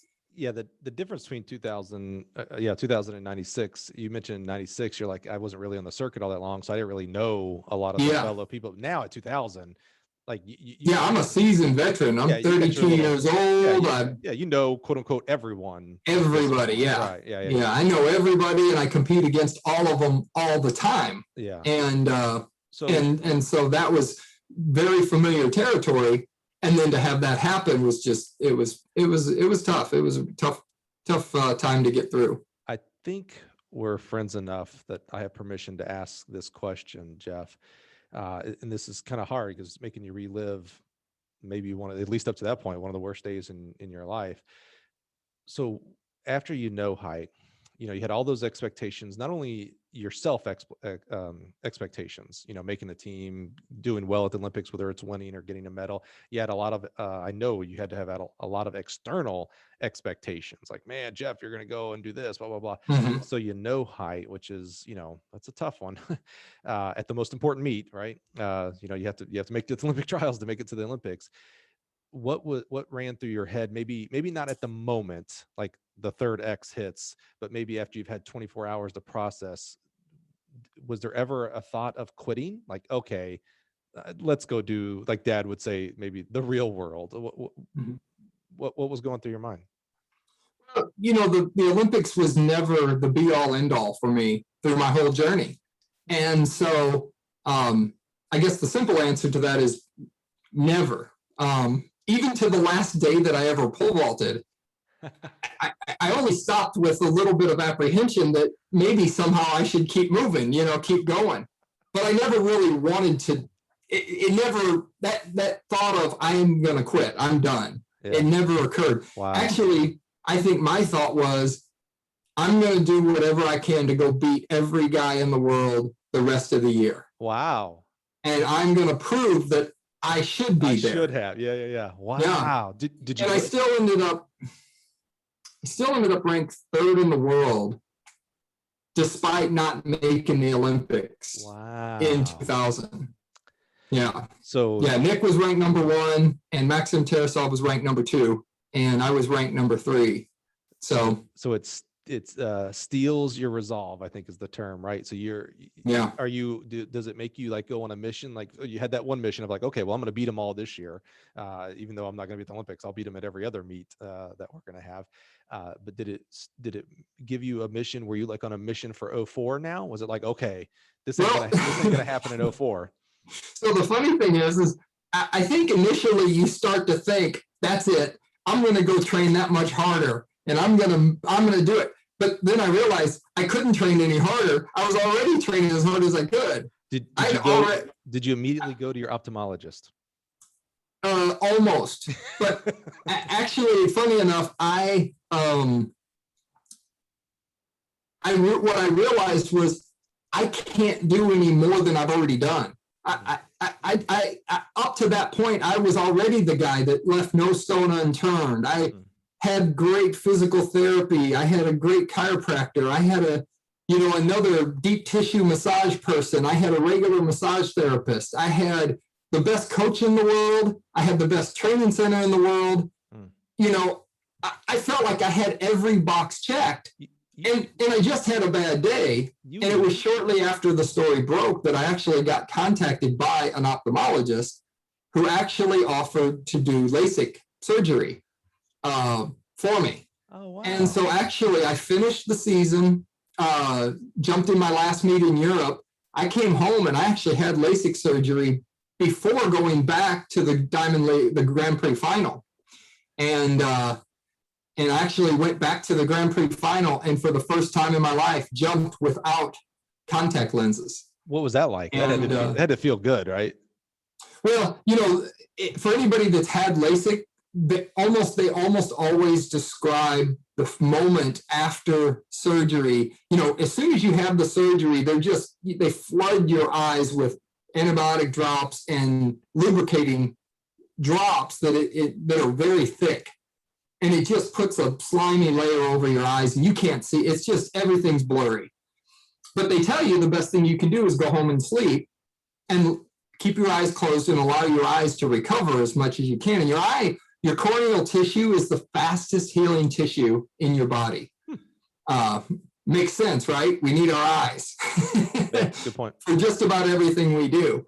And of course, like most people that have a clock somewhere in their house or in their bedroom, at the time had one of those little clock radios across the room.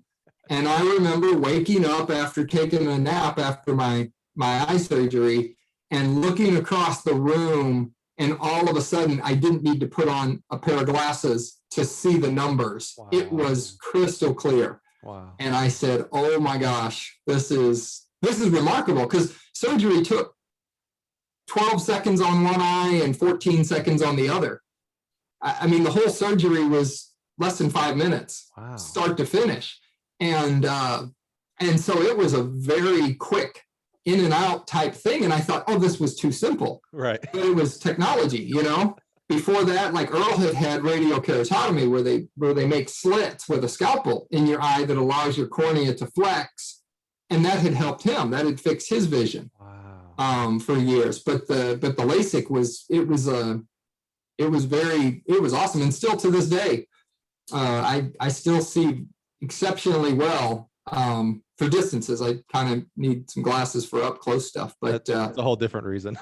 Yeah, whole different reason. Yeah. But that was the thing is at the end of the day, what I realized was my career, my overall career, and my status in the sport is not going to be dependent on one moment in time. I looked at it as the overall whole journey. And the only thing I could take away was, well, I gotta try to learn a lesson here and go in better prepared the next time and see what I can do. And lo and behold, 2004 rolls around, and now all of a sudden I am a little older. I'm not the favorite anymore. There's some other guys that are jumping really well, namely Toby Stevenson and Tim Mack, and these guys are really getting after it. And then Derek Miles was strong at the time, and Some of these other guys, some of the young up and coming guys were getting better.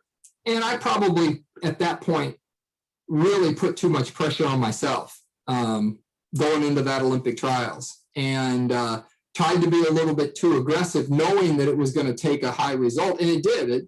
Ty Harvey jumped 19 feet and got fourth place. He was the first guy to ever jump 19 feet at the Olympic trials. I was the first American I was the first person to ever jump 19 feet at the national championships and not make a team. Wow. And that was in 97, the year after I made the Olympic team. I jumped 19 feet again in Indianapolis and actually got fourth that day. So I didn't make the world championship team for Athens that year, but I jumped 19 feet. I had a good meet, and Ty Harvey jumped 19 feet and got fourth. Three other guys jumped 18:10. It turned out to be what I expected it would be. And I had kind of messed up. And I remember after the Olympic trials in 2004, while I didn't ever say quit, I did say, all right, I got to take this. This is 1 year at a time. I'm not looking to 2008. So what place did you get in 04? I no height again. No height again. So, Yep. I mean, at this point, so if we put a pause on 04 and we look at your body of work as an athlete, the young buck that comes in and makes the final in 92 for the trials, just talking about the trials and Olympic years, 96, you come in and you make the team. Yeah. 2000, height. That right there, that's almost said the average career. It's above average because you made the Olympic team. But, that'd be like, oh, yeah, Jeff Hartwig was one of the best pole vaulters we've ever had. American record holder, made an Olympic team. Attaboy. Mhm. You go to 04, and now you're becoming more of the aged pole vaulter for us at Team USA. And Sure. how don't make the team again. Right there, 99.9% of the people, if we were to slide ourselves into your life, would be like, okay, you know what? I've had a good career. Yeah. Like I'm going to go out as an Olympian. Golly, not many people can say that. And no one would have said boo to you. You're starting to go into the story for 08. You make an interesting switch. Instead of saying, okay, well, it's all about 08 now. You're like, okay, I just need to go year by year now at this point. So give us the fast forward us to 08, but how did that year by year go and going into 08? And did you have any, like, what were you thinking in 08? I mean, how old were you? Were you 42? No, 40. You're 40 years 40, old yeah. in 08. I mean, has anybody made the Olympic pole vaulting team at 40? Yeah, no. Actually, so that became kind of a side story in after 04. 05 was admittedly a bit of a struggle. I didn't know that 08 was even possible. I just missed my second team where I'd had a bad meet at the time. I'd learned my lesson. I'd taken something away. I'd been too aggressive. I had tried to get on too big of a pole and made a bad decision at the meet, and didn't need to be that aggressive to try to you got to play the game. You got to make the good decisions. And while it seemed kind of weird because in 96, every decision I made was perfect. And you take that for granted when it happens. And sometimes I'll watch like American Ninja Warrior, right? And you see these guys in their training, they're doing all this parkour stuff, and they get there and they go through the first little hip hop thing, and then all of a sudden they jump up and all they got to do is do this little bike thing, and they jump up to it and one hand slips and they fall in the water. And that's for most of those guys, that's one of the easiest obstacles of the course. And it just takes that one little slip and your day is done. And that's how difficult it is to make our team, because that's what's really tough. So 2005 was a little rough, 2006 a little better, 2007 I find myself ranked 7th in the world. I'm still jumping over 19 feet with relative consistency. I make the world championship team for Osaka, and I'm like, hey, I might be able to make some, I might still be able to go. And I remember going to the Grand Prix final in 2007, and I jumped 18.8 in that final. And it was the day before my 40th birthday. and it was a late meet in September. And I remember one of the guys that used to be involved with the IAAF and the old meet director for many, many, many years in Rieti, one of the longest, most storied history-filled meets in the world. Sandro Giovanelli comes up to me at the banquet, and he says, "Jeff, how old are you?" He said, "Because the sheet, they list your birth year as your age. And so in 07, I was 40. And he said, "Are you really 40 years old?" He said, "You just jumped 570, 18.8. I said, "Tomorrow's my birthday, Sandro." And he's like, "Well, happy birthday." He said, "We will see you next year." And I said, "Yes, you will." Wow. And it was really cool because this is a guy that, I mean, he's had world records at his meet, and I had known him for some years, but for him to take that 1 minute out of his time to say, "Hey, this is really cool." So what happened was, it was funny. The world record indoors was held by Earl Bell for 40-year-olds. And I thought, man, I don't know if I really want to try to break Earl's record, but if I'm going to try to make the Olympic team, well, I got to jump a little higher in the world record. And Earl had jumped 17 feet at 40. Wow. And that was a world indoor record. That was, and the world outdoor record was a little bit higher, but there was still some, actually, it was higher, but that's a whole other story. I don't think it was very authentic, let's just say. Sure. And so going into that season, interestingly enough, Pat Manson also turned 40 in the fall of that year. He was a year behind me in high school, and in college, but because I was that young guy in school, he was only a couple months younger than me. And Pat was still jumping strong as well and trying to make it to the Olympic trials. And Pat was actually chasing another interesting stat of, I think at that time, 20 years in a row jumping 18 feet or higher. Wow. Which is also remarkable to have 20 consecutive years jumping at that level. That reminds me of the Nick Willis. What is he at 19 or 20 years at sub 4? I mean, sub 4, right? Exactly. Amazing. Yeah. Amazing. Yep. Exactly. And he's legendary in that status alone, not to mention he's got Olympic medals, So it was, but it was interesting. We went to the pole vault summit that year, and Pat jumped in one of the pre-competitions, and he ended up jumping 17.7, which technically broke Earl's world indoor record for 40-year-olds.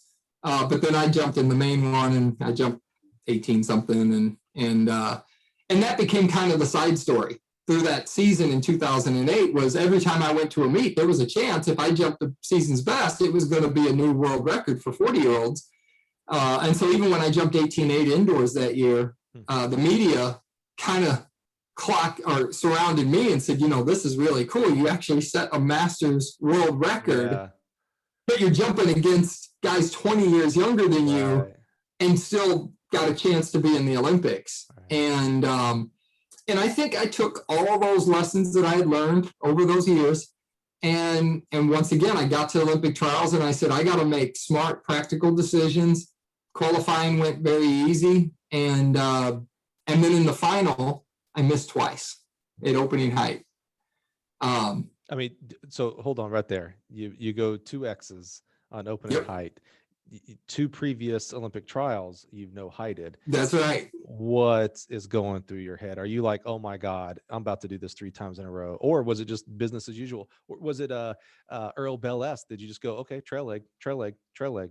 Yeah, actually it was Earl Bell-esque, but it was high right shoulder, different cue. And because I was way up in the air, I had plenty of height, but I was, a lot of times people get into these big meets and you're so anxious to swing. You want to get upside, you want to have that big high jump because height is important in the pole vault.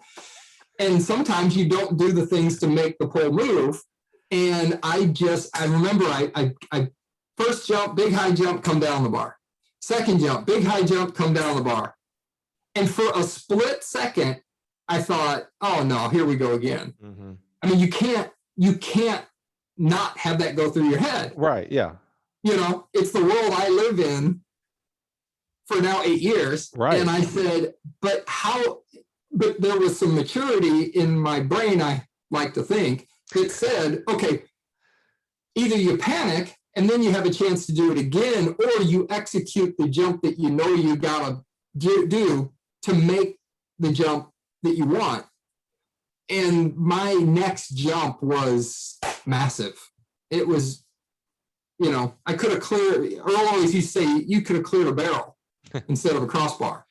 It was just a big, round, easy jump, made that bar easy. The bar goes to 18.4. First attempt, I make that, past 18.6. And by then I was already on the team. Oh, wow.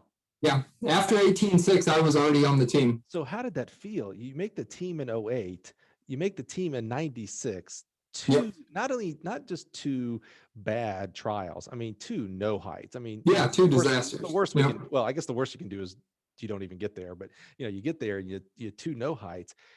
I mean, what was the jubilation? Was it just a sigh of relief? What was it when you knew, okay, wow, I have made the team, my second team with the, what is it? The 4 trial, 2 trials in between. Yeah. I never internalized it that way. I looked at each trials as an individual, independent of itself. One time somebody introduced me at something and they said, well, he's a 2-time Olympian, and they said, oh, you made 2 Olympic teams. That's incredible. And I said, well, I went to 5 Olympic trials. I was only successful 40% of the time. Yeah, I still get an F. Less than 50. Yeah. I said, I went to 5 Olympic trials. Amy Acuff went to 5 Olympic trials and made 5 Olympic teams. So I guess in my mind, it's all about perspective. And I looked at it like each trials was a journey of its own individual entity. And I didn't look at making the team in 08 as any kind of redemption from having not made it previously. Just the same, I didn't look at 96 as a fluke that maybe I shouldn't have made it. Right. I did what I needed to do. I executed the way I needed to execute the jumps to be in the top 3 at the Olympic trials, which is what it takes to make the team. And the funny thing is in 08, I had jumped at the Prefontaine meet 3 weeks before the Olympic trials and watched Brad Walker break my American record. So now all of a sudden it's like I've no height at the last 2 trials. I go in, I just lost my American record. I got nothing to lose. Yeah. But I got to still make good decisions. I still have to make good jumps in order to do it. And looked up, when I look up in the stands, my parents are there. Earl's there like he'd always been. And it was business as usual. And we got it done, and I got a chance to do it again. That seems like a healthy way to look at it. Because when you're describing that about 08 of like, wasn't a redemption thing. It was just, I took it for what that meet and what the value of that meeting making the Olympics was. And the way you described the 96 team of like, oh, I didn't look at that as like a fluke either. Like I did what I had to do and that was the outcome from 96. I made that Olympic. That seems like a real healthy way to look at that, Jeff. I'm going to do an audible here. You know what the plan was supposed to be for this podcast, but I knew this would happen. We're getting close to out of time here. So if you will agree to this, Jeff, let's go into a new segment here. Let's call that part 1. Will you agree to come back? We'll figure out a date and time. It could be months from now. And let's do a part 2, because I do want to have you share your journey and what you are doing now in the great sport. That was a great, your athletic career. You mentioned being in the Pole Vault Hall of Fame. You got to be in every Hall of Fame, my man, because what you've done as an athlete is rare air. We talked about how that 1% of 1% club of making the Olympic team. Well, you made 2. You made more than 1. That you now go into 1% of a 1%. There's some fancy math there that I can't figure it out. But you are in an exclusive club. So that's phenomenal. And I'm so happy that you shared that with us today. You are doing equally Hall of Fame worthy things today in your career. And I definitely want to share that and have you share that with others. So we'll come back and do a part 2. We'll pick up right here at the end of the 08 trials. We'll go right into the 08 Olympics real quick and then go into what you're doing now. Is that fair? Absolutely. Yeah, that'd be great. All right. Well, so Jeff, because he is a friend, not just a teammate and someone I admire, he gets to be my guinea pig, listeners. So today I am debuting. This could be a dud. I have no idea. I just wanted to do something different. So we're going to do 3 random questions, not so rapid format. So you've heard this format before where people will ask 3 questions and you have to give the quick answer. Our friends over at Athletics LLC do a great job. They put people on the hot seat and they try to do a little bit more quicker answers. I'm not too concerned about doing the rapid answers. It's meant to have some conversation, but it is going to be completely random. So if you're watching on YouTube, I came up and I did this all independently. So these could be just terrible questions. 100 random questions, Mr. Hartwig. And they are pretty standard all the way to like just ridiculous. So we're gonna try it out. You're gonna be the guinea pig. So it's numbered 1 through 100. You get to pick 3 numbers. What is your first number, sir? 6. All right, number 6. We're going beep beep. Who was the real bad guy? The Roadrunner or the Coyote? Well, since the Coyote never caught the Roadrunner, we don't know how bad the Coyote really was. But the Roadrunner, he set the Coyote up for a lot of bad falls. So we might be talking about the Roadrunner. That's a good point. Do we know what the Coyote was trying to get the Roadrunner for? Maybe it was to go out on a date, or maybe exactly. Yeah, we don't know what would have happened. Maybe it was to teach the Coyote or the Roadrunner how to pole vault. The Roadrunner had the speed. Now we just got to teach the technique. That's a good point. Never thought about that way. All right, sir. That was number 6. You have 2 more numbers to go. What's your next number? 5. Oh, geez, you're really jumping all over the place here, huh? All right, we're going one of my favorite things, Baskin Robbins, 32 flavors. You're getting ice cream. What toppings are you putting on your ice cream, sir? Oh, boy. Marshmallow. And more chocolate. Nice. Now, when you say marshmallow, are you talking about marshmallows or that marshmallow cream? Take your pick. Oh, man, you gotta have the cream. Rock and roll. Rocky Road's my ice cream, so I like nuts. Is that I like marshmallows? Yeah. Yeah. But if I'm hitting up some Cold Stone or something like that, it's marshmallows and chocolate chips. Chocolate chip. You said all chocolates. Are you throwing any brownies in there? Nope. Fudge? No, it's just chocolate. Nope. Yeah. All right. I got that question from one of the recent hot seats that Marissa Chu put Mouse Holloway on. Do you know what his answer was for toppings? What's that? 0. 0? Yeah, I was like, what psychopath? He probably likes vanilla ice cream too. Yeah. She tried to say, well, do you do the swirl? And he's like, no, just vanilla or just chocolate and then no toppings. And I was like, Mouse Holloway, get something on there, man. Come on. Yeah, that's the way my chiropractor was. We would go to a Cold Stone after a meet or something, and it's toppings and different flavors, and you can't decide which flavor ice cream to start to put the toppings on. Yep. He said, I'll have a small cup of vanilla with nothing. At Cold Stone. So, yeah. I'm surprised they didn't just throw them out like, sir, we don't do that here. Yeah, that's unethical. Yeah, exactly. Yeah. We didn't start this company to give out vanilla ice cream, sir. Exactly. You need to go to Baskin Robbins and get one of their 32s. All right, sir. Last one, and you are done with the random, not so rapid question. All right, let's go all the way to 96. I was about to say, if you pick 4 or 7, I swear, boy, 96, what goes up? I wrote all these and I still kind of like, what in the world was I thinking? All right. So what goes up must come down. We're talking toilet paper, sir. Are you an over or are you an under when you set up your toilet paper roll? That's a big question. Oh, always over. Amen. Why? Well, because it hangs better and it's easier to reach. Amen. And when that guy, Mr. Toilet Paper, got his patent, the patent shows it going over. So all you unders, aka my wife, she's an under. Oh yeah, perturbs me like no one's business. And what's crazy is she's not like, if you were to ask her, she'd say, I don't care. And I'm like, well, that's cool, but I do. So then why can't you just set it over? But she always, it's 50-50 and she always leans to the under. Yeah. If you happen to be in a hurry, you can just hit the roll and it'll automatically unroll for you, unless you're an under, and then it rolls it up more. See, I knew these 3 random questions would provide so much There's, value to our listeners. there's always a method to the madness, right? There is. And, so we'll see, if you thought that was just the dumbest thing in the world and you're listening right now, hit me up on Twitter at Mike Cunningham. I don't hide. You can come find me. Tell me, Mike, drop the 3 random questions. That's dumb. And if you liked it, you're probably not going to tell me because you only want to tell me negative things because that's how social media works, right? All right, Jeff Hartwig, thank you so much, man. I am just so humbled you'd spend time with us, and you're going to come back.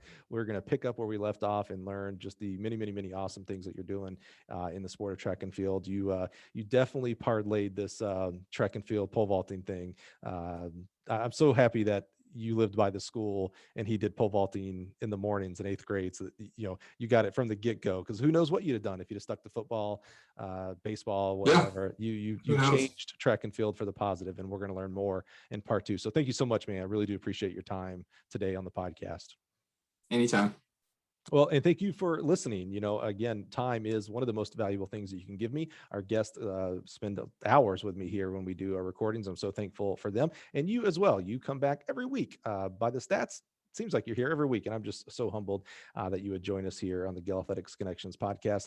Check us out next week. We're going to bring you another awesome person from the sport of track and field, and we'll do it all over again. And you know what? If you don't torch me on social media, maybe we're going to do these 3 random, not so rapid questions again and just have a little bit of fun. Thanks a lot for being here. Have an awesome week.